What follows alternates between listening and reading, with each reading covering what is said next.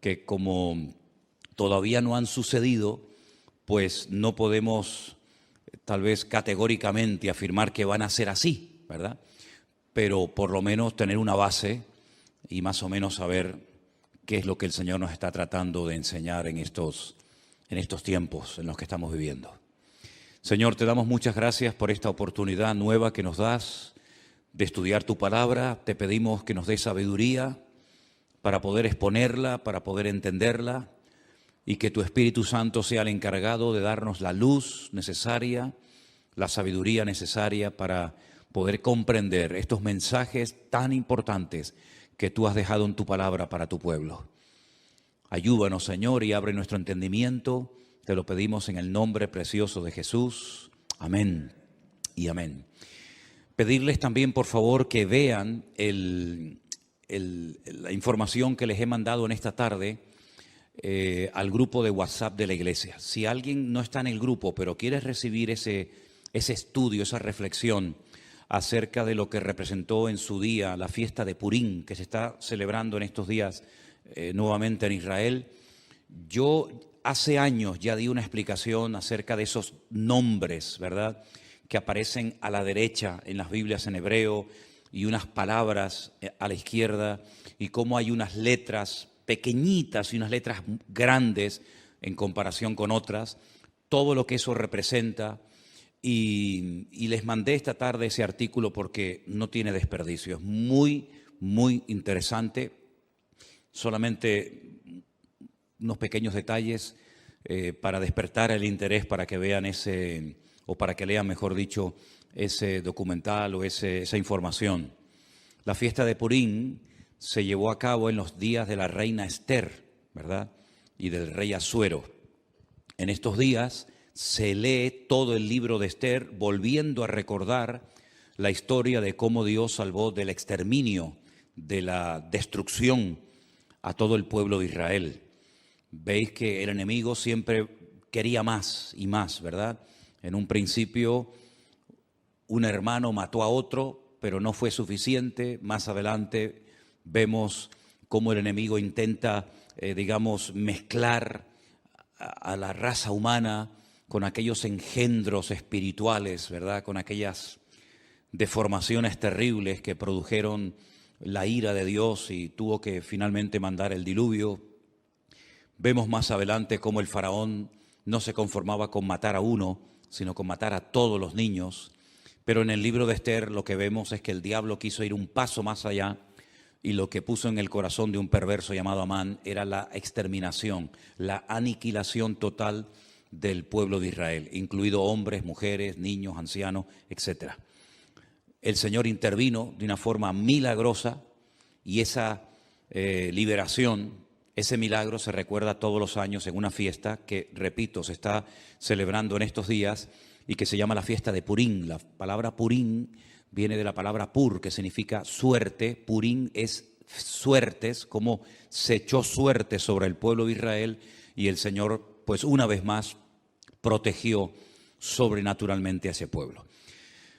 Cuando se produce una matanza de los enemigos que querían destruir al pueblo de Israel, el rey Asuero, que es el marido de la reina Esther, le dice: hoy han muerto 500 hombres y los 10 hijos de Amán. ¿Tiene alguna petición más la reina? Y la reina, su esposa Esther, dice: quiero que mañana a los 10 hijos de Amán, que ya estaban muertos, los cuelguen en la horca.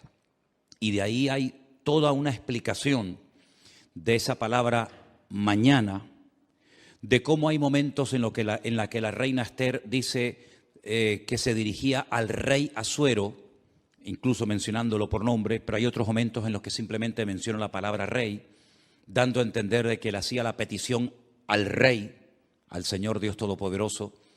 Y vemos cosas muy interesantes de cómo no hace mucho tiempo atrás ahorcaron también a otras 10 personas.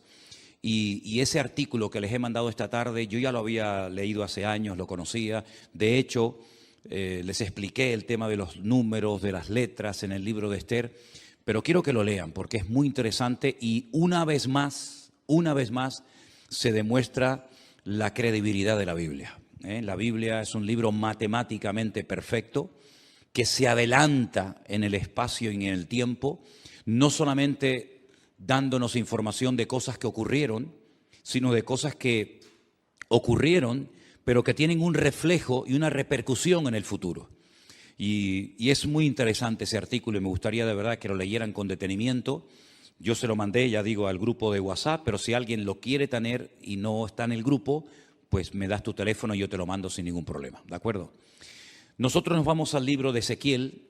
Ezequiel era un sacerdote que había sido llevado cautivo a Babilonia. Ustedes saben que las tribus del norte que formaron un país y adoptaron el nombre Israel y decidieron que Siquén, la actual Nablus, fuera la capital del reino del norte, fue arrasado tiempo antes de que Nabucodonosor decidiera atacar las tribus del sur.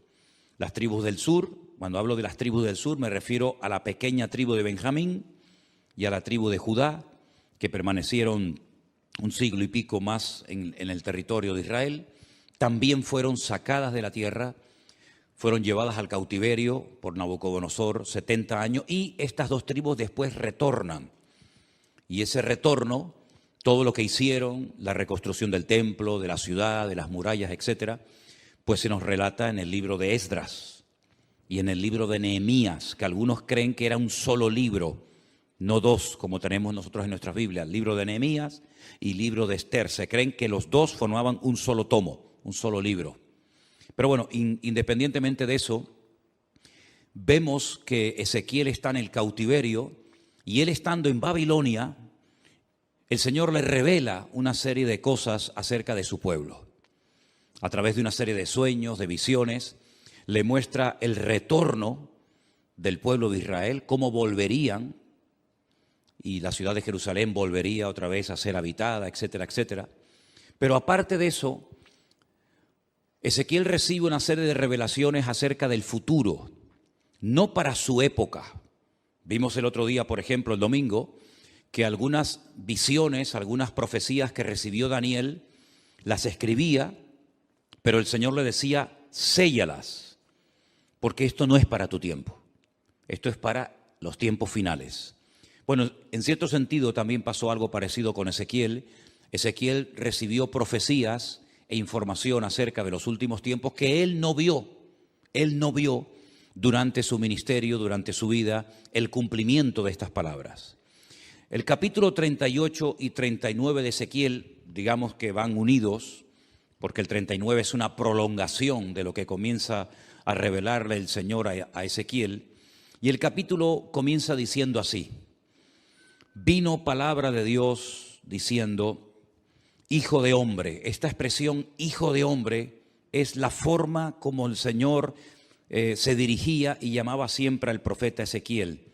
Pon tu rostro contra Gog, en tierra de Magog, príncipe soberano de Mesec y Tubal, y profetiza contra él. Vamos a ir haciendo pausas según vayamos leyendo, porque hay algunas cosas que tengo que ir diciendo por el camino para que entendamos ciertas y determinadas cosas. Estos nombres que aparecen aquí, Mesec y Tubal, ustedes los van a encontrar en el primer libro de la Biblia. No es la primera vez que aparecen, ni mucho menos. Concretamente en Génesis capítulo 10, versículo 2, nos dice que Mesec y Tubal eran hijos de Jafet. ¿Quién era Jafet? Uno de los tres hijos de Noé. Noé tuvo a Sem, Can y Jafet. Bueno, pues Jafet tuvo una serie de hijos y uno se llamó Mesec y otro se llamó Tubal. Eran nietos, en este caso serían nietos del patriarca o del personaje de Noé. Es muy interesante ver cómo los hijos de Noé, Sem, Can y Jafet, se fueron por diferentes partes del mundo, ¿verdad? Y conquistaron territorios y tierras, Y bueno, vemos que los europeos tienen un origen, los africanos tienen otro, y cada nación pues tiene un origen diferente, ¿verdad? Y todo procede de los 3 hijos de Noé, Sem, Can y Jafet.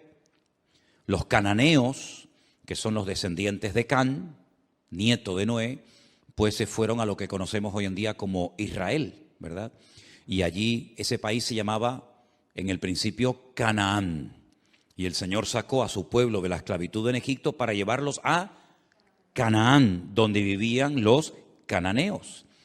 Y los cananeos, ese país estaba habitado por una serie de países, de reinos, de naciones. La mayoría de ellos los conocemos por nombre. Allí estaban los filisteos, aunque no eran de Canaán. Los filisteos venían de la isla de Creta y decidieron ocupar la costa de lo que hoy en día conocemos como Israel, y ocuparon ciudades pues tan emblemáticas y tan conocidas como, por ejemplo, Gaza, que todavía se sigue llamando igual, Asdod, Askelón, Gat, Ecrón. Los filisteos, digamos, que vivían en la costa. Los jebuseos eran los que vivían en el monte Moriah, los que vivían en lo que sería Jerusalén. Y bueno, allí estaban los moabitas, los eteos, etcétera, etcétera. Y eran naciones que no les correspondía habitar en aquel lugar, e Israel tenía que expulsarlos de su tierra. Ahora, en los últimos tiempos, la Biblia dice que se levantará un príncipe soberano, se levantará un hombre que se llama en el Antiguo Testamento, uno de los nombres que recibe es God, pero si uno analiza el Antiguo Testamento, nunca hubo un hombre que se llamó God. God es simplemente un nombre que se le da a un personaje político que en los últimos tiempos decidirá unilateralmente, aunque realmente detrás de todo esto, por supuesto, siempre está la mano de Dios, atacar al pueblo de Israel desde el norte. No es como Amalek, que venía del sur, o como los moabitas, que venían del este, sino que este enemigo atacará a Israel desde el norte, seguramente cruzará los famosos altos del Golán y llevará a cabo una batalla tremenda. Ahora, lo que no se ponen de acuerdo los comentaristas es cuándo se va a llevar a cabo esa batalla en el valle de Megido, la famosa batalla de Armagedón, ¿sí? Algunos dicen que esa batalla se va a llevar a cabo antes de la venida del Señor Jesucristo. Pero también el libro del Apocalipsis, y después lo vamos a ver, nos dice que después del milenio, God se va a volver a levantar y va a intentar otra vez hacer la guerra contra el pueblo de Dios. Entonces, algunos dicen que es una guerra que se va a llevar a cabo antes y después. Otros dicen que solamente antes, otros dicen que solamente después. En fin, hay diferentes opiniones. Pero vamos a seguir leyendo. Este personaje, que la Biblia en esta ocasión lo llama God, que es el príncipe de estas tierras que ocuparon los nietos de Noé, llamados Mesec y Tubal, dice el Señor: yo estoy contra ti, oh God, príncipe soberano de Mesec y Tubal. Te quebrantaré y pondré garfios en tus quijadas, y te sacaré a ti y a todo tu ejército, caballos, jinetes y todo, de todo en todo, equipados, gran multitud con paveses y escudos, teniendo todos ellos espadas. Y ahora menciona a 3 naciones: Persia, Cus y Fut, con ellos, todos ellos con escudo y yelmo. Gomer y todas sus tropas, la casa de Togarma, de los confines del norte y todas sus tropas, muchos pueblos contigo. Es decir, God, digamos que es el líder, el representante, el que aglutina a un montón de naciones que lo van a apoyar con el objetivo de subir y atacar al pueblo de Israel. Ahora, estas naciones que se mencionan en el versículo 5, Persia, Cus y Fut, ustedes tienen que saber de quiénes se trata, para que sepan qué naciones en los últimos tiempos se van a juntar a estos ejércitos, ¿verdad?, internacionales con el objetivo de atacar al pueblo de Israel. En cierto sentido es como una especie de confederación, es un montón de naciones que se juntan. No es la primera vez que muchas naciones se juntan para atacar a un enemigo en común. Por ejemplo, en la Segunda Guerra Mundial se juntaron muchas naciones para atacar a los nazis, que en aquel momento eran los que estaban, digamos, controlando Europa. Durante la famosa Guerra de los 6 días y otras guerras que se han llevado a cabo en este último periodo en Israel, ha habido muchas naciones árabes que se unieron para pelear contra Israel. No es nada nuevo, ¿verdad? Son naciones que entre ellos se pelean, entre ellos tienen también sus discrepancias, pero como tienen un enemigo en común, que en este caso es Israel, y todos quieren tomar parte de la ciudad de Jerusalén, se unen para pelear como si fueran un solo ejército. Pero realmente no es un solo ejército, sino son muchos ejércitos, muchos soldados que se juntan con un objetivo en común. El versículo 5 habla de Persia. Persia es el país de Irán. Ustedes saben que hasta el otro día a Irán se le conocía como Persia. Así que los iraníes no son árabes, son de origen persa. Así que Irán, qué curioso, ¿no? Se está hablando últimamente mucho acerca de este país. Irán también apoyará a Gog con el objetivo de atacar y destruir al pueblo de Israel. Así que ya tenemos identificado quiénes son los persas. Cus es un país de África, Etiopía. Ustedes saben que Moisés fue criticado por su propia hermana Miriam porque se casó con una mujer cusita. Los cusitas eran o son de Etiopía. Así que Cus en aquel tiempo era Etiopía, actualmente tiene otro nombre. Y Fud es el país de Libia, un país que está en el norte de África. Como pueden comprobar, estamos hablando de naciones del norte de Israel, estamos hablando de naciones africanas, estamos hablando de la nación de Libia. Y en los últimos tiempos vamos a ver cómo diferentes naciones, y ya lo estamos comenzando a ver, cada nación ya se está posicionando. Unos apoyan a un bando, otros apoyan a otro bando, y estamos viendo cómo se está reorganizando el mundo. Unos a favor de estos por los motivos que sea, otros a favor de estos por sus propios intereses. Pero vamos a ver en los últimos tiempos cómo van a ocurrir cosas muy rápidos en la economía y en otras circunstancias, que lo que van a hacer es que cada país, por pequeño o grande que sea, por influyente o poco influyente que sea, va a buscar dónde acomodarse, a quién apoyar y bajo qué paraguas me pongo. Si bajo el paraguas de Oriente, bajo el paraguas de Occidente, y estamos viendo, solamente hay que ver un poquito los medios de comunicación y conocer un poco de la Biblia para darnos cuenta cómo el mundo se está reubicando, ¿verdad? Y vamos a ver cosas muy interesantes. Así que esas 3 naciones ya las hemos identificado. Después, más adelante, pues a lo largo del capítulo, vemos cómo esta batalla se va a llevar a cabo en ese valle que hemos estado recientemente visitando, un valle realmente precioso, el valle de Megiddo, un valle inmenso. Se va a llevar a cabo una batalla como jamás en la historia se ha llevado ninguna batalla. El hombre parece que no aprende. Cuando terminó la Primera y la Segunda Guerra Mundial, muchas personas dijeron, bueno, después de estos conflictos ya hemos aprendido que en una guerra nadie gana, sino que todos pierden. Por lo tanto, no tiene ningún sentido que los pueblos, que las naciones se sigan enfrentando la una con la otra, pero vemos que el hombre no aprende. Vemos que de vez en cuando salta por algún sitio, salta por algún otro lugar. Esa batalla va a ser tan terrible, tan terrible. No vamos a leer los 2 capítulos porque ya ustedes los han leído, pero el objetivo de todo esto es que Dios va a permitir, Dios va a atraer a todas estas naciones que odian al pueblo, al Estado de Israel, para que Él demuestre su poder y quede definitivamente claro de una vez por todas que Él es el Rey de Reyes y el Señor de los Señores, y que a su pueblo nada ni nadie lo puede destruir. Todos los imperios, y podríamos hacer una lista enorme, todos los imperios, todos los países, todas las naciones que han intentado con todas sus fuerzas destruir al Estado de Israel, prácticamente o han desaparecido o no son prácticamente nada en el tiempo presente.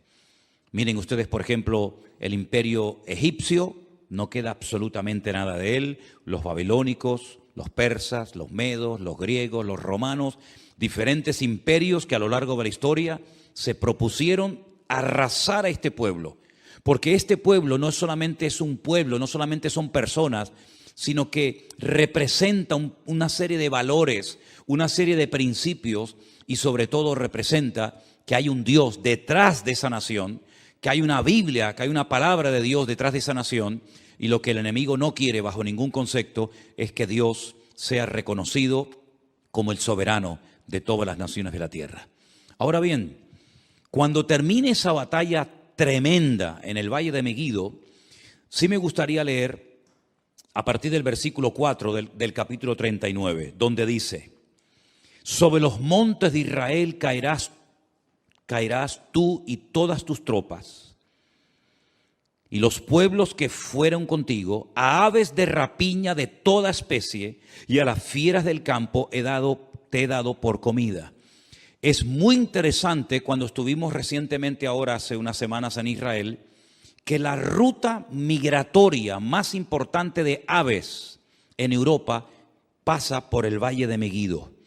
El año pasado pasaron 2 billones con B, 2 billones de aves migratorias por el Valle del Jordán, cruzando todo el Valle de Megiddo y viniendo cigüeñas, águilas y un montón de aves a Europa y al norte de África, huyendo del frío en las rutas migratorias.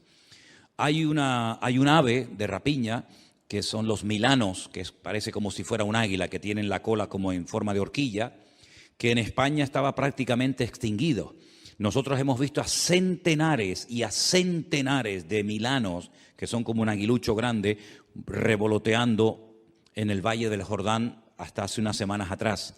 Es muy interesante ver cómo las aves de rapiña, que tienen su ruta migratoria por ese valle, dice que son llamadas para que coman las carnes de reyes, de príncipes, de soldados, de generales, de comandantes que van a intervenir en ese campo de batalla. Es realmente interesante. Sobre la faz del campo caerás, verso 5, porque yo he hablado, dice Jehová el Señor.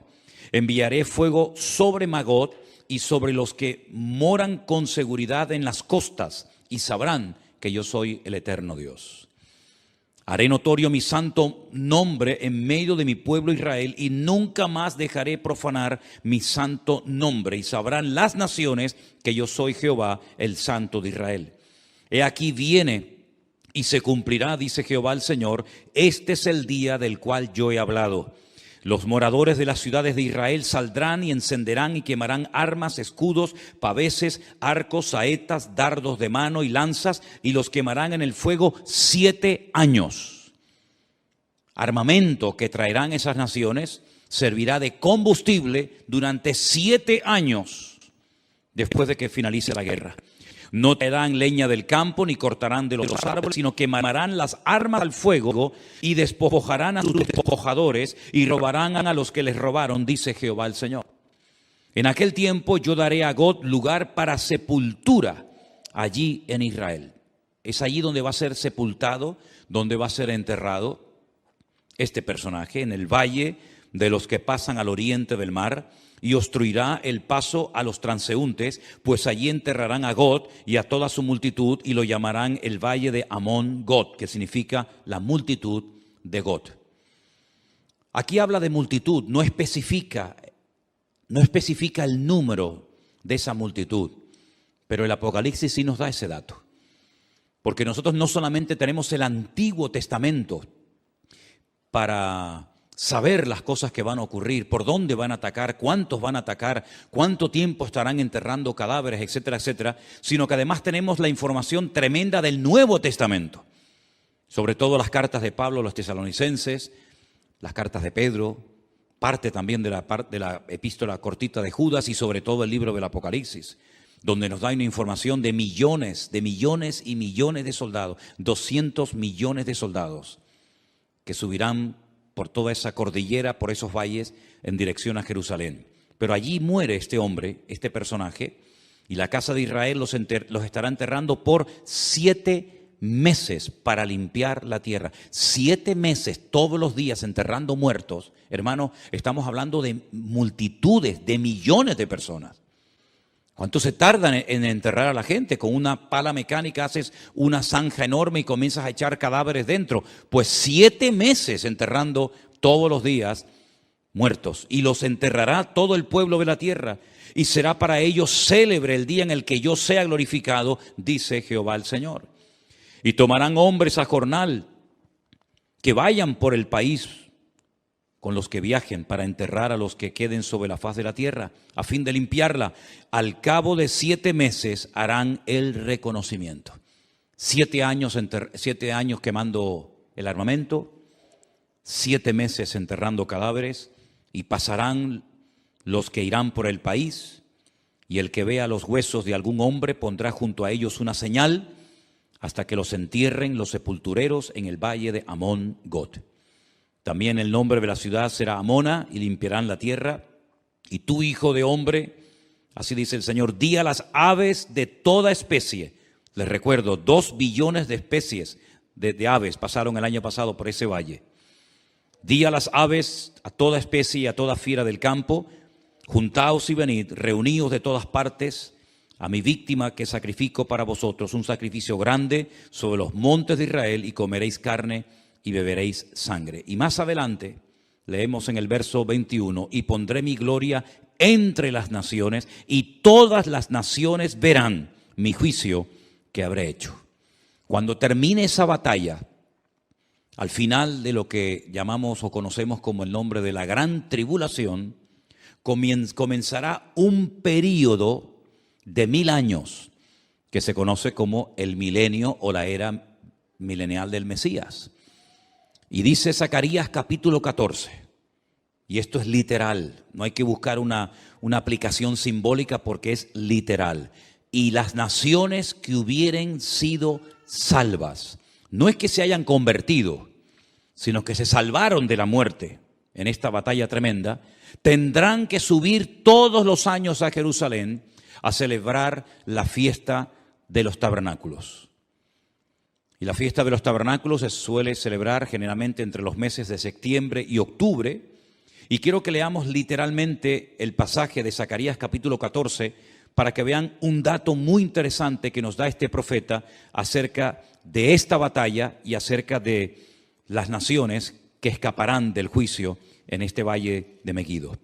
En Zacarías, el capítulo 14, dice así, a partir del verso 1, he aquí el día del Señor viene, y en medio de ti serán repartidos tus despojos. Está hablando de la misma batalla, está hablando del mismo tiempo, del mismo acontecimiento, pero 2 profetas diferentes. Uno, Ezequiel en Babilonia, y ahora Zacarías. Y dice, porque yo reuniré a todas las naciones para combatir contra Jerusalén. Aquí hay una información adicional a lo que nos viene diciendo Ezequiel. La ciudad será tomada y serán saqueadas las casas, violadas las mujeres, y la mitad de la ciudad irá en cautiverio, mas el resto del pueblo no será cortado de la ciudad.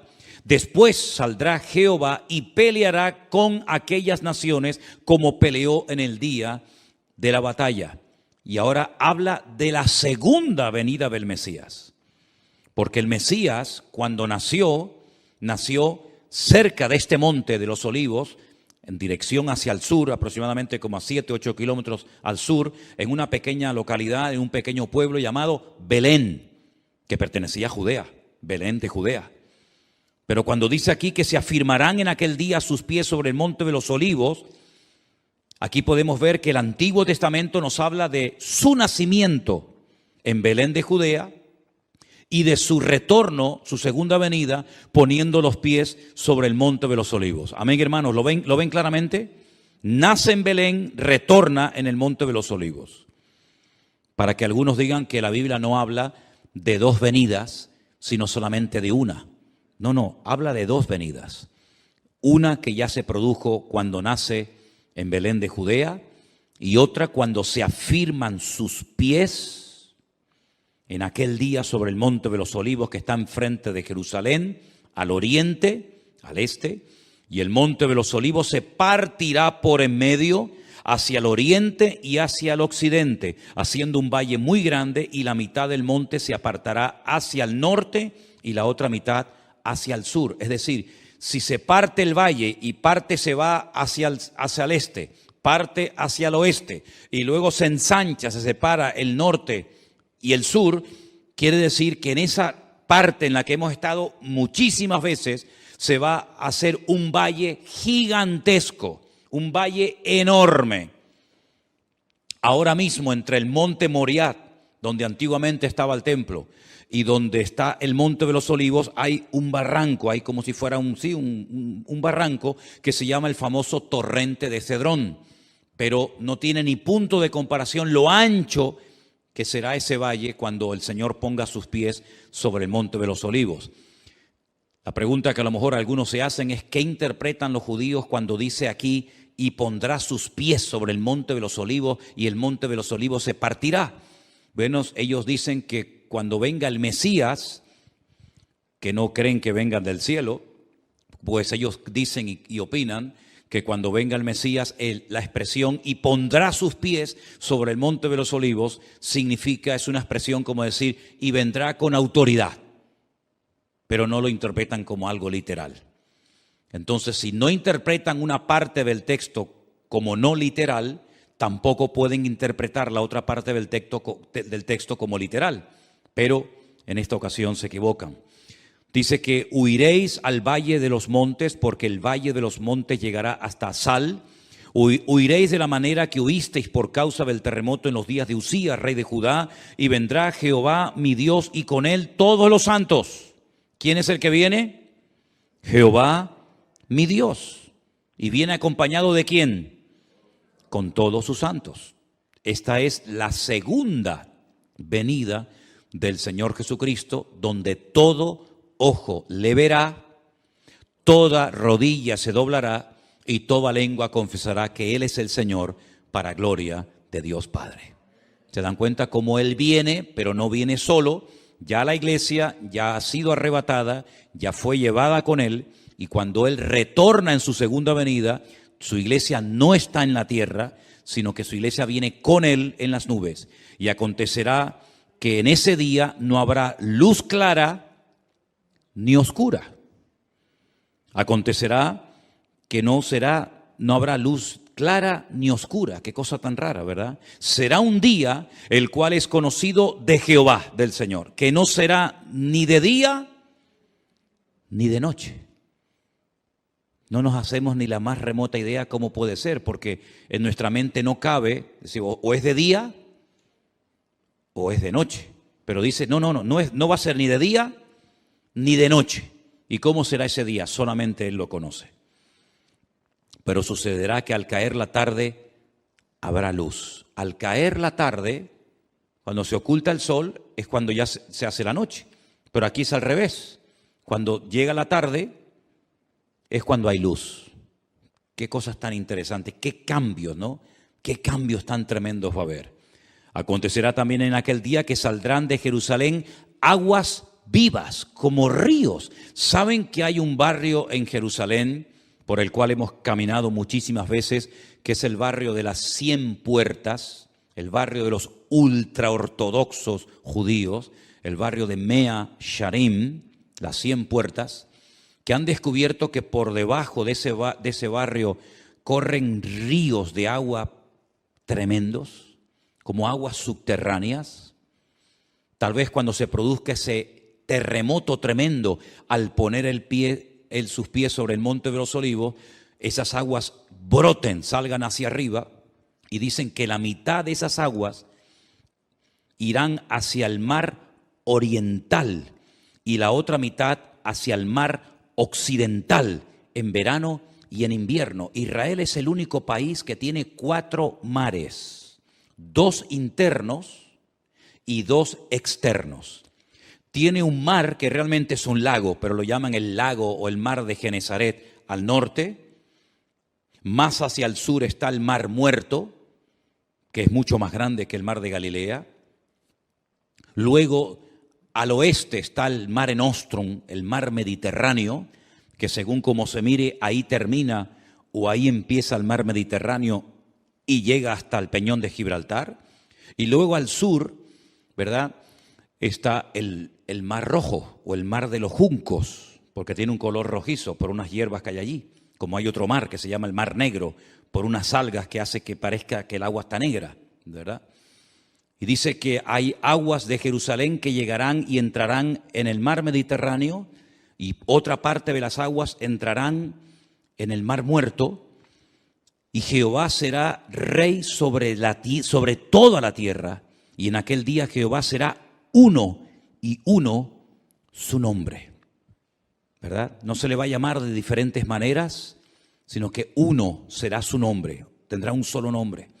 Y toda la tierra se volverá como llanura desde Jeba hasta Rimón, al sur de Jerusalén, y ésta será enaltecida y habitada en su lugar desde la puerta de Benjamín hasta el lugar de la puerta primera, hasta la puerta del ángulo, y desde la torre de Anael hasta los lagares del rey. Y morarán en ella, y no habrá nunca más maldición, sino que Jerusalén será habitada confiadamente. No estamos hablando, no estamos haciendo referencia a la nueva Jerusalén, que es la que Juan recibe en revelación y que nos cuenta cómo es en el capítulo 21 y el capítulo 22 del libro del Apocalipsis. Esta no es la nueva Jerusalén, esta es la Jerusalén renovada, transformada, pero terrenal, ¿verdad? En la cual Cristo, con todo su pueblo, sus hijos, estará reinando durante 1000 años. Pero no es la nueva Jerusalén de las calles de oro, las puertas de perla, etc. Pero se vivirá en esa ciudad. Y esta será la plaga con la que herirá Jehová o el Señor a todos los pueblos que pelearon contra Jerusalén. Eso no lo dice Ezequiel. Ezequiel dice que las tropas de Gog, o del anticristo, si lo prefieren así, quieren atacar y destruir Israel, pero dice que morirá, que será enterrado en Israel, pero no dice cómo morirán las personas en el campo de batalla. Pero Zacarías sí recibió el dato, la revelación de cómo morirían. Dice que será como una especie de plaga. Esta será la plaga con la que Jehová herirá a todos los pueblos que pelearon contra Jerusalén. Escuchen, la carne de ellos se corromperá estando ellos sobre sus pies. Están de pie, no están sentados ni acostados, están de pie, peleando, batallando. Se consumirán en las cuencas sus ojos y la lengua se les deshará en su boca. ¿Esto qué es? ¿Un ataque bacteriológico? ¿Un ataque nuclear? Pero esta será la forma como morirán esas personas que fueron a atacar a Jerusalén. Acontecerá en aquel día que habrá entre ellos gran pánico enviado por Dios, y trabará cada uno de la mano a su compañero y levantará su mano contra la mano de su compañero. Se matarán entre ellos, se pelearán entre ellos, se matarán entre ellos. Increíble, ¿eh? Judá también peleará en Jerusalén, y serán reunidas las riquezas de todas las naciones de alrededor, oro, plata, ropas de vestir en gran abundancia. Así también será la plaga de los caballos, de los mulos, de los camellos, de los asnos y de todas las bestias que estuvieren en aquellos campamentos. Todos los que sobrevivieren de las naciones que vinieron contra Jerusalén, aquí hay un dato muy importante, subirán de año en año para adorar al Rey, a Jehová de los ejércitos, a celebrar la fiesta de los tabernáculos. Todos los años tendrán que subir. ¿Por qué la fiesta de los tabernáculos y no otra fiesta? Porque las 3 fiestas de obligatorio cumplimiento que recibió el pueblo de Israel, que son Pascua, Pentecostés o Shavuot y la fiesta de los tabernáculos, las 2 primeras ya tuvieron un cumplimiento profético en la vida del Señor Jesucristo. Dice Pablo, Él es nuestra Pascua. Jesús fue sacrificado, fue crucificado, murió en la fiesta de Pascua. El cordero que se mataba, al cual no se le podía partir ningún hueso en la fiesta de la Pascua, tipifica, representa al Cordero de Dios que quita el pecado del mundo, que es nuestro Señor Jesucristo. La fiesta de las semanas, o Shavuot, o Pentecostés, como la conocemos nosotros, ya tuvo su cumplimiento profético. Fue el día que el Señor decidió derramar de su Espíritu Santo sobre las 120 personas que estaban en aquel aposento, en aquella casa, y comenzaron a hablar en otras lenguas y comenzaron a evangelizar a miles de personas que se convirtieron en aquel día. Pero la fiesta de los tabernáculos no ha tenido un cumplimiento profético en Cristo. Pero dice en el libro del Apocalipsis que cuando Él venga, Él pondrá su tabernáculo entre los hombres. Y su tabernáculo, su suká, es nada más y nada menos que su misma presencia. Él nació en la fiesta de los tabernáculos y Él exigirá que en la fiesta de los tabernáculos todas las naciones que hubieren sido salvas tienen que subir de año en año a Jerusalén, a adorar al Rey, a Jehová de los ejércitos, y el que no suba, dice la Biblia en el verso 17, no vendrá sobre ellos lluvia. ¿Qué les parece? Si la familia de Egipto no subiere y no viniere, sobre ellos no habrá lluvia. Vendrá la plaga con la que el Señor herirá a las naciones que no subieren a celebrar la fiesta de los tabernáculos. Esta será la pena del pecado de Egipto y del pecado de todas las naciones que no subieren para celebrar la fiesta de los tabernáculos. Así que cuando nosotros decimos que lo mejor y lo peor está por venir, es cierto, queridos hermanos. Cosas tremendas que hemos leído en esta noche, por lo menos en parte, y otras que no hemos leído, tienen que suceder en algún momento. ¿Quién nos iba a decir a nosotros que íbamos a ser protagonistas de ciertas y determinadas cosas que ya han visto y están viendo nuestros ojos cada día? Yo les recuerdo que hace 2 años, solamente 2 años, no se hubiera podido celebrar aquí este culto, porque estábamos todos confinados, encerrados en nuestras casas. Y esa experiencia, que para algunos era una locura y un disparate, que todas las naciones de la tierra, que todos los cristianos del mundo, que todas las iglesias igual. Good afternoon, my dear brothers. May the Lord bless you infinitely. It is a pleasure for me to be able to be with you live at this time of the afternoon in the midst of a heat wave here in Galicia, in La Ría de Pontevedra. Summer is here all of a sudden, but we are very happy and thankful to the Lord for this privilege, this new opportunity He gives us to be able to be with you and to respond some of the many questions that after almost a year of the Pastoral 9 we are still receiving. I'm very grateful to the Lord and very happy because I've seen in the last year, at least you, who are the ones who write and follow us, you have faithfully dedicated not only to reading the Bible, which you are already doing, but to scrutinize it in depth, to study the Holy Scripture, and that is essential, for several reasons. First, because it is the best way to strengthen our faith. Faith has to be built up, not in emotions and feelings, nor in dreams, nor in visions, nor in books or rumors. I'm still surprised at the number of Christians who are wasting their time because they are literally on the internet watching 1,000 things and allowing themselves to be manipulated, deceived, dragged by opinions, by versions of man. They should take advantage of this time and study and scrutinize the Bible, the Word of God, the Holy Scriptures. As I've told you, less internet and more Bible. If the Word of God was studied more, and if less importance was given to all those things that are said there, then surely their faith, their Christian life would be much better than it is at the moment. Secondly, because we live in times, dangerous times, in which we see the fulfilling of the Holy Scriptures in an ad hoc manner. And this has only just begun. As I said the other day in the message I shared with the brothers and sisters online last Sunday, this is simply a small essay, a small taste of what is to come. COVID virus, confinement, vaccination, not being able to going out, not being able to travel, everything. This is simply a small glimpse of the major changes that are looming over all the nations of the earth. I take the opportunity to recommend you the message that the Lord has put in my heart to share Sunday. I have it titled, Find God in the Midst of Distress. We hear clamors, cries, demonstrations all over the world.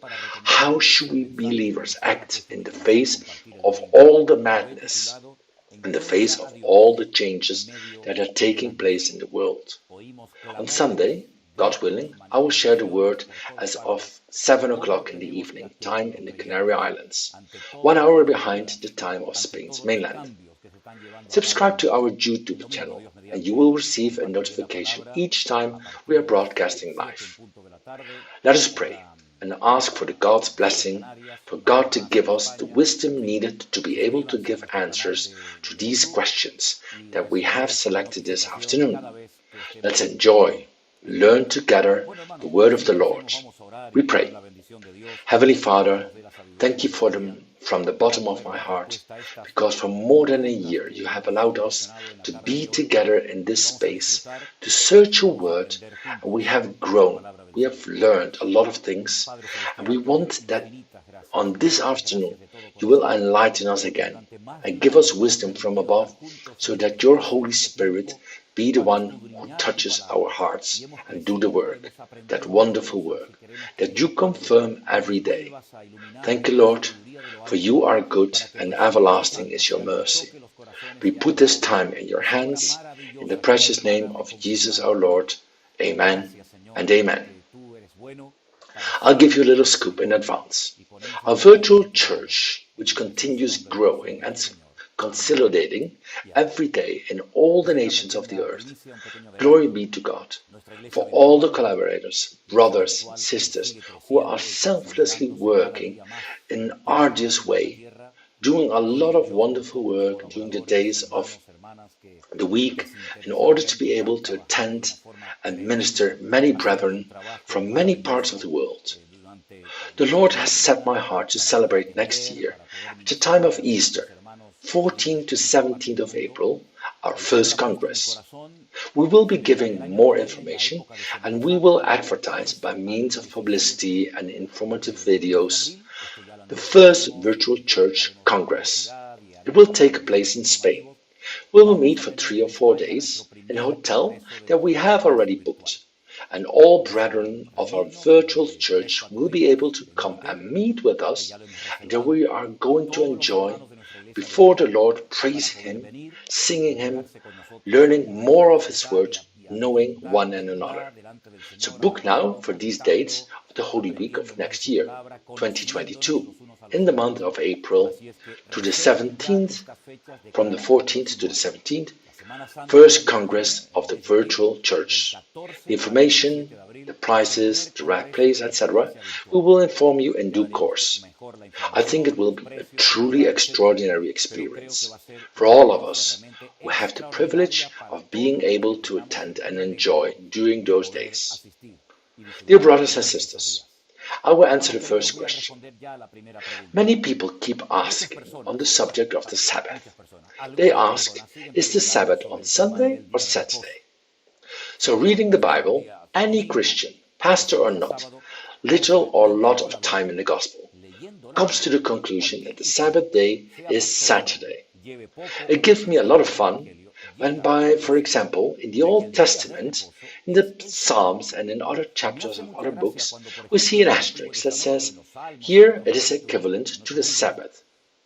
The truth is that whenever we talk about the Sabbath in the Old Testament or in the New Testament, it is only one.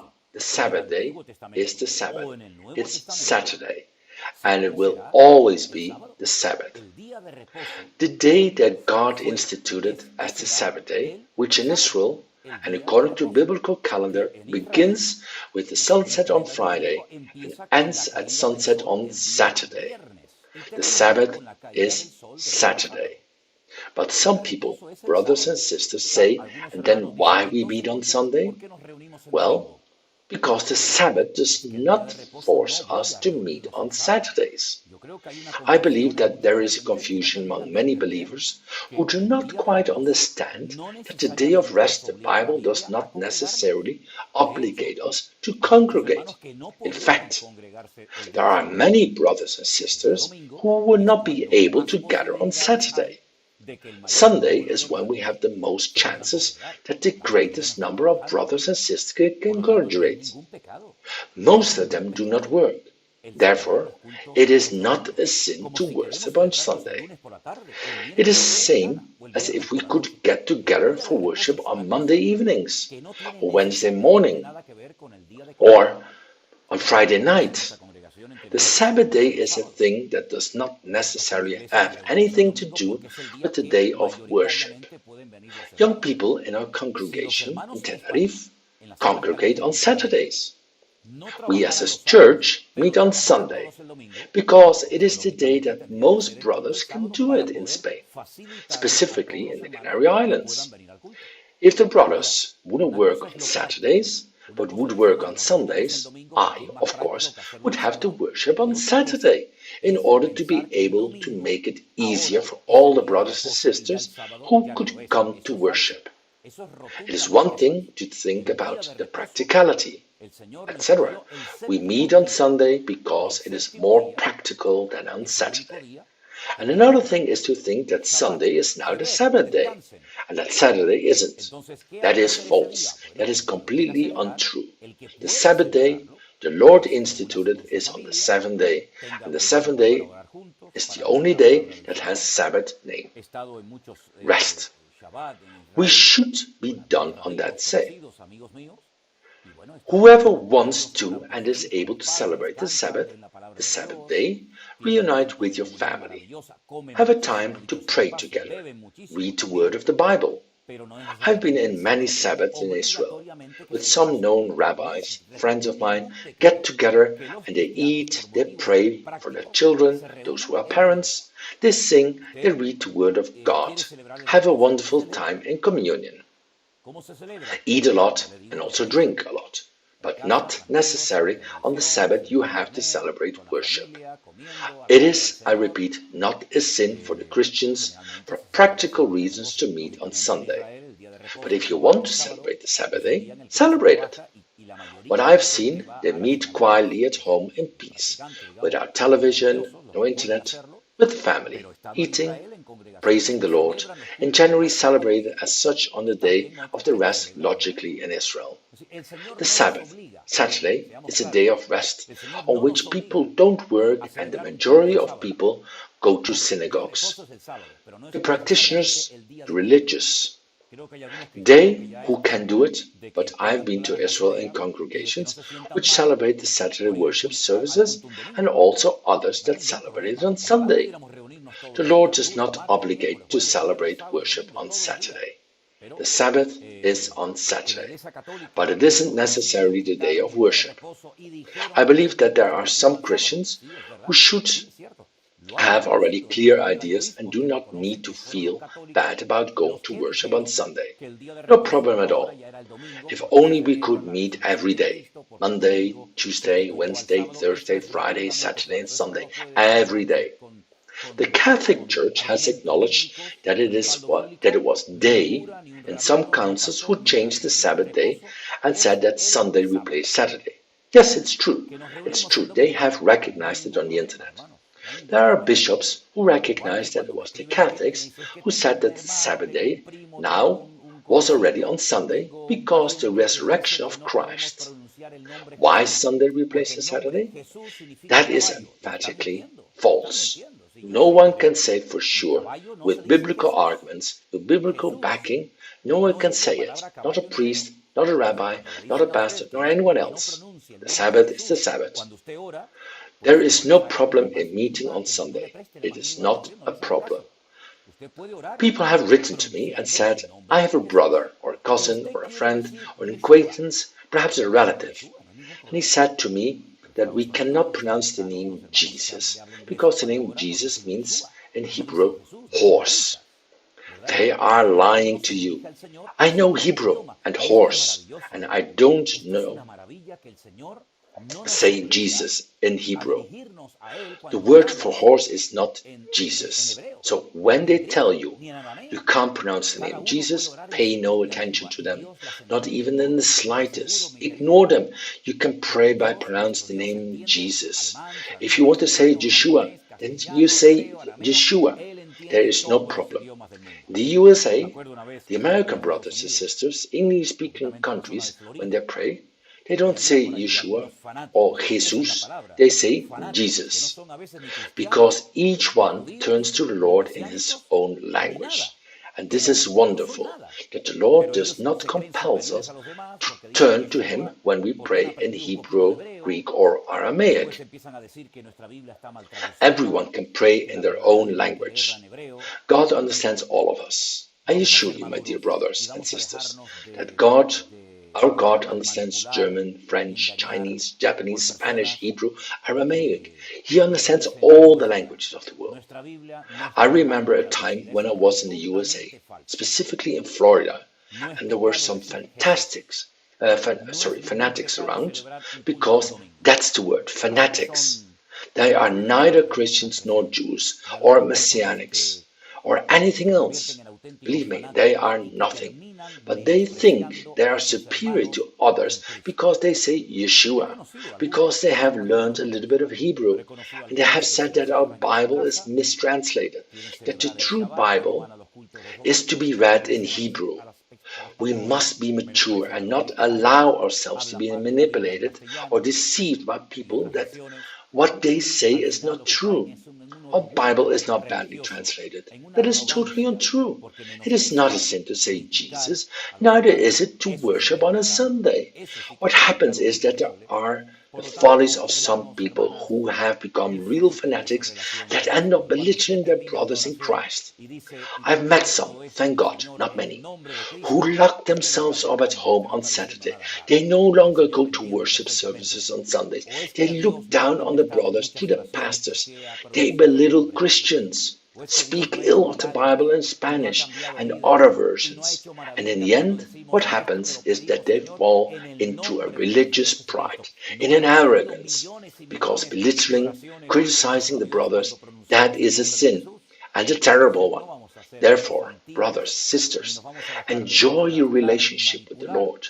When you finish a prayer and say, I pray to you all this in the name of Jesus Christ, you are not sinning. You are not saying anything strange.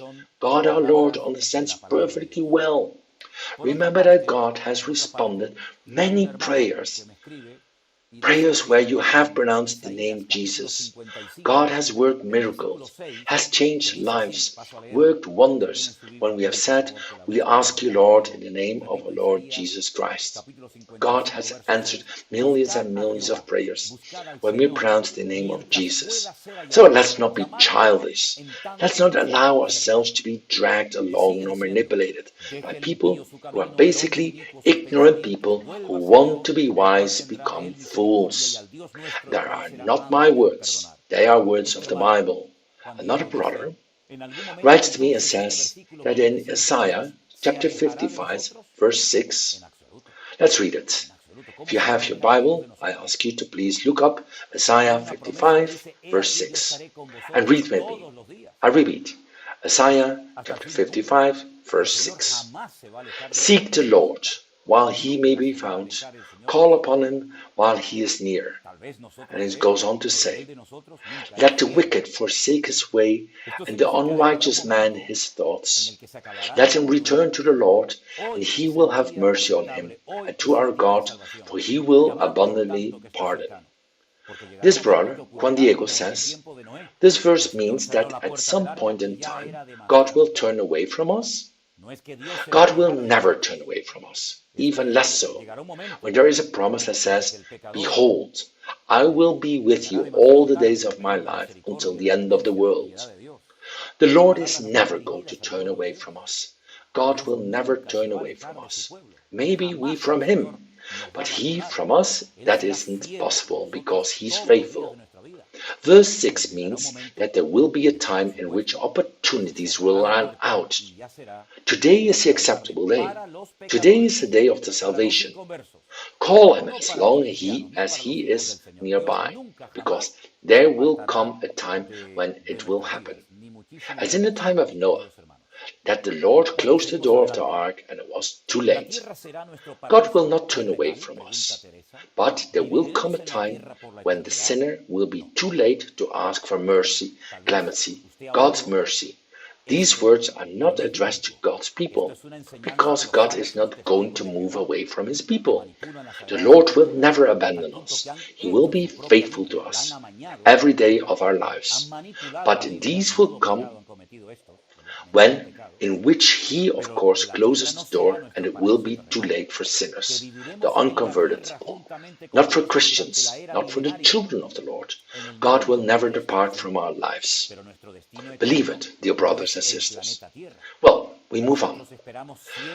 Will earth be our earthly paradise? Asked Teresa. Will we live on earth for eternity? No. Maybe you have heard this, but it's not biblical.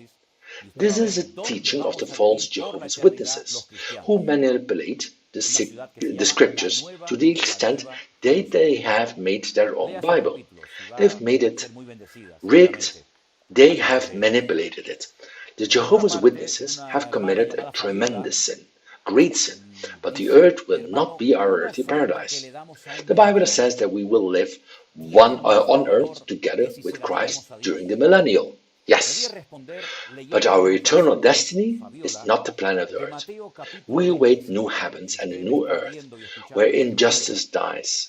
And I encourage you, Teresa, I urge you to read chapter 21 and 22 of the book of Revelation, and you're going to see where we are going to live for eternity as Christians. A city called the New Jerusalem. Read those chapters, and you will be very blessed, surely, through them. Sister Fabiola asks, an offering we give to a beggar has the same value as if we were giving it to God? I will answer this by reading some verses from the Bible. In Matthew chapter 25, if you're watching and listening right now, I ask you to take note of these verses. Matthew chapter 25, from verse 35 onwards. The word of the Lord goes like this, and it's very clear. For I was hungry, and you gave me food. I was thirsty, and you gave me drink. I was a stranger, and you took me in. I was naked, and you clothed me. I was sick, and you visited me.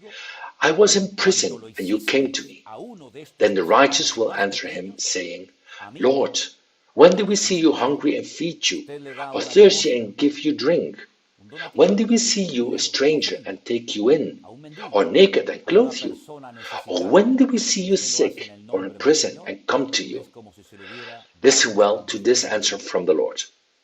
And the king will answer and say to them, Assuredly, I say to you, inasmuch as you did it to one of the least of these my brethren, you did it to me. Yes. If you give a handout, a donation, money, an offering to a beggar, to a person in need, and you do it in the name of the Lord, it is like if you had given it directly to the Lord. The Lord praises Cornelius, a Roman centurion who lived in the city of Caesarea, and says to him, Your prayers and your alms have arrived to heaven. God sees what we do, not only to our brothers in Christ in the church, but also to all alms, offerings, donations, the aid we give for the love of God, for the love of people in need, and everything that we do for our neighbor in the name of the Lord is as if we would have done for our Lord, Jesus Christ. You can have no doubt about it. And I believe the verse I've given you, I repeat, it is in case Matthew 25 from verse 35 to 40, it is very clear. They are words of our Lord Jesus Christ, where he says, "Whatever you do for others, it is as if you have done it to me." Now, I would like to add that we should pray for wisdom, so as not to fall into the mistake of giving anything or any cause, but give with wisdom. For example, I do not give money to people who ask me for money to buy alcohol. I don't give money to people who ask me to buy drugs, but to people who need help. But buy food, clothes, meet their needs. When we do it, it is as if we would give to the Lord, because the Bible says that the main commandment is to love God above all things and to love your neighbor as yourself. I think it's not now clear, quite clear. At this stage of our relationship with the Lord, who is the neighbor? I believe that the Lord made it quite clear. Of course, when you give something to a beggar, it is just as if you had given it to the Lord. At least, that's my opinion. I don't know what other pastors will say, but you're asking me, I'm giving you my opinion. A brother called Fernando asked me, what is the difference? And what is the word correct? Worship or service? Well, in Spain, we say, I go to worship. I don't know where you write from. I don't know where you live, but if you were in Spain, you would have to say, I go to worship, I go to church. But if you say, I go to the service, people will understand that you go to the bathroom, because in Spain the service is the bathroom. I know that there are countries where it is customary to say, let's go to the service, or service, as the Americans say. But in Spain, what is the correct word? The correct word is the one that people use and that people understand. What I'm saying is that the believer must have a capacity to adapt. For example, if I go to a country where everyone says, let's go to the service, referring to worship, it stands to reason that I will have to speak like how the inhabitants speak and the citizens of that country. When I lived in Argentina, there were certain and specific words that were set out to not use, normal words that you do not use. Look them up in the dictionary and find them. They were not ugly words, but there they were swear words. And out of the love for my brothers, I adapted myself. And I think that when you go to a foreign nation, to a country that is not your own, one has to adapt to the culture, to the idiosyncrasies. Use the words from that region, because here it is not about people being like me when I talk, but rather that people understand me. Therefore, if you lived in Spain, you would have to say, let's go to worship. What time does worship start? Where is the worship? The word service in Spain is not used to determine worship. Now, if you live in a country where the word service is used, then use the word service. But the word worship is not that it is more correct than the other. You can use whichever one you want. But remember to adapt to country and place where you live. I think it is the wisest, and I believe it is the right thing to do. Adapt to the place where God has put us. Sister Marisela writes to me from Cuba. She tells us that in Cuba they say worship. Very well, then say worship. There's no problem. When I came to Galicia many years ago and people said, let's go to the chapel, I had never heard that word before in my life. I would say, let's go to church or worship or to the meeting, but chapel? Never. I had heard it. It's really all about the respect and develop the capacity to adapt. That if we ask God, if we want, He will give us this ability to adapt. In addition, one as a pastor, there's no doubt about it, that you must adapt to the place where you go. I always inform myself when I go to a country if there's a word that sounds good and which cannot be used. I hope I've responded to Fernando. A sister asked me if in Genesis 28:15, we will read it, please, brothers, at home if possible, read the Bible with me. Genesis chapter 28, verse 15. I'm going to read that verse below. The question the sister is asking me is whether this verse is a promise. Let's see. Genesis 28, verse 15. Behold, I am with you and will keep you wherever you go and will bring you back to this land, for I will not leave you until I have done what I have spoken to you. Indeed, this verse is a promise that God is giving specifically to the patriarch Jacob. It is a precious promise that was fulfilled, and that at a certain point in time, in some circumstances, without taking things out of context, we could give it some personal application. But you ask me this because apparently you have been offered a job working abroad. And you ask me, is this job I'm being offered from God or is it not from God? I don't know what to tell you because I don't know what kind of work you are being offered abroad. Therefore, as I do not know what type of work they are going to give you, I don't know whether that work comes from God or whomever it comes from. Will you be able to attend services?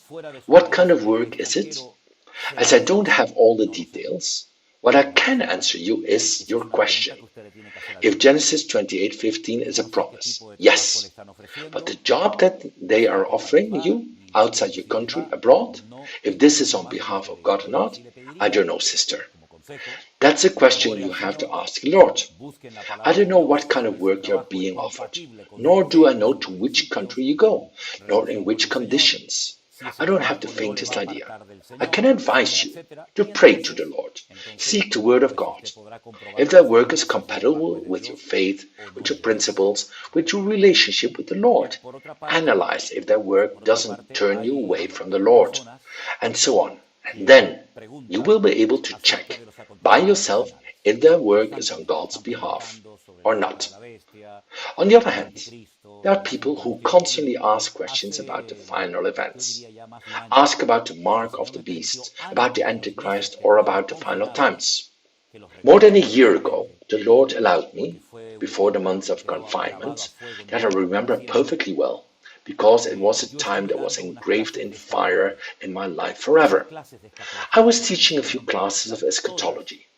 Those classes I gave in due course, all of them were recorded and are in our YouTube channel, Centro Evangélico Vida Nueva, so that any of you can view at any time, take note, study, and so on.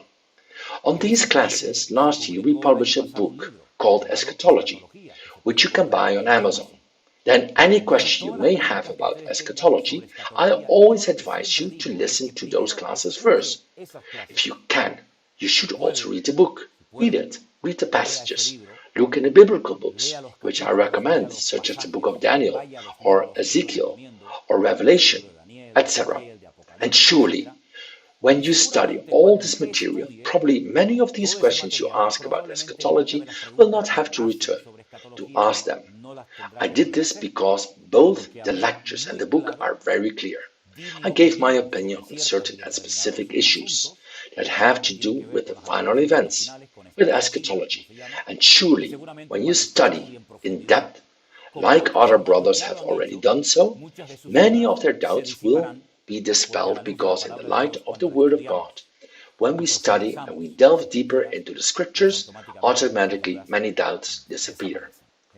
So I recommend to all who have questions on the subject of biblical eschatology, please look at, review, study those notes, look at those notes. Classes, you're going to learn a lot, and I think that will come in very handy.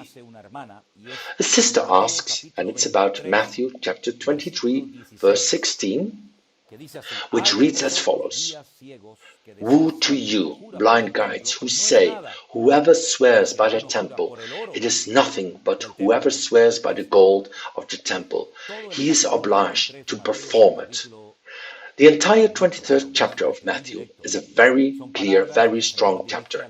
Very direct are the words that the Lord Jesus Christ addresses to the scribes and Pharisees of these days. He calls them hypocrites and sepulchres, bleach of fools of the blind.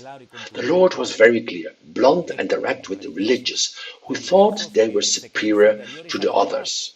This has always been the spirit of the religious. It is terrible that they belittle others. They think they are superior to others because they wear a tie, or because they don't wear a beard, or because a sister has longer hair than the other, or because the skirt is longer than that of the other sister, and they measure sanctity by external elements. I do not say that a Christian does not have to look after their external image. I've never said this. I've never thought it. But thinking that we are superior to others, despise my brothers in Christ because they are different from me, that is a terrible sin, a great sin. The Pharisees said, I fast, I tithe, I offer. I'm not like this one, I'm not like the other one, and the Lord does not like it. The religious spirit is terrible, and unfortunately, some, they confuse being a religious person with being a spiritual person, which are two completely different things. There are people who are very religious, but they are not spiritual, nothing. The spiritual person is not a religious person. It is a person full of love. A person who loves his fellow man is a person who understands the shortcomings and differences from our brothers, because we can't pretend that all brothers and sisters preach, sing, dress, perform, and live as I do. The Lord respects the individuality of people and also culture. Brothers do not dress alike in Africa than it is in the United States. And it is not the same culture that of an American as that of a Bolivian. And the customs, the way of speaking, the idiosyncrasies of an Argentinian, it is completely different from that of a German. But the Lord respects, and we have to learn in this important area of the Christian life to be respectful of the brothers and sisters who may not sing, may not praise like us. There are people who go to another church and look at people's shortcomings. Example, look, they don't raise their hands, they don't applaud, they don't do this like we do. And who are we to judge others? As if we were perfect, as if all we did well. Dear brothers and sisters, glory to God for variety. Glory to God, because there are brothers and sisters different from us. And also how nice, how beautiful it is, respecting each other, loving each other. In some cases also say in the Bible to tolerate each other. But above all, things to be filled with the love of Christ. There are people who are weak in faith. There are people who are more mature in faith. There are people who, if they don't raise their hands in a song, they don't feel right. There are others who don't like to raise them. Nor he who lifts up his hands and praises the Lord in one way has to criticize the other, nor the other criticize this one, because the Lord loves us all equally. You know, God is not a Baptist, nor a Pentecostal, neither Anglican, nor Brethren of Assembly God. God is a sovereign God, a righteous judge, a King of kings and a Lord of lords. The theme of the designations, the styles, these are things that do not affect God. Here the question is to obey God, to love God, to live in order in holiness, and not measuring holiness by external elements. Because I would like to remind each and every one of you that God does not look at the external. God looks at the heart. We are experts in classifying people. Look at this one, Pentecostal. This Baptist, this one is Lutheran, this is that. When we get to heaven, there's only a heaven for all Christians. It's a miracle really how the Pentecostals, the Baptists, the Anglicans, the Assemblies of Brothers, the Church of Philadelphia, etc. We can all live together, no quarrels, no divisions, without discussions for eternity. It's a miracle. But we are practicing now. Seize opportunities to meet other kinds of brothers. How nice that in our virtual church there are brothers and sisters coming from a Pentecostal background. There are many brethren who come from a Baptist background, and they know there is love between the brothers. The members of our virtual church, many of them do not know each other personally. It is a wonderful thing, and not because it's a novelty, the virtual church. No, The virtual church was born from the heart of God and came to stay. Yes, it is here to stay, and it is growing more and more and is spreading more and further across the earth. And you don't know how many testimonies of brothers we have been filled with the love of God and have been born again and have been reconciled with the Lord and have the scales fallen from their eyes. Too many through this virtual church, which some people don't understand and of what it consists. Some even belittle, but thanks to the Lord, who is good and forever has mercy, dear brothers and sisters. Many thanks to all of you for being here connected today. We have been many, almost 1,200 connected, which does not mean that there are 1,200 people connected. That's a lot more, because in some households it's true that there are 1 or 2 brothers, but elsewhere there are 5, 6, 7, 8, 9, and many more brothers and sisters. Therefore, we are talking about thousands and thousands of people that every week we meet together to study and reflect on the Holy Scriptures. Thank you wholeheartedly for this.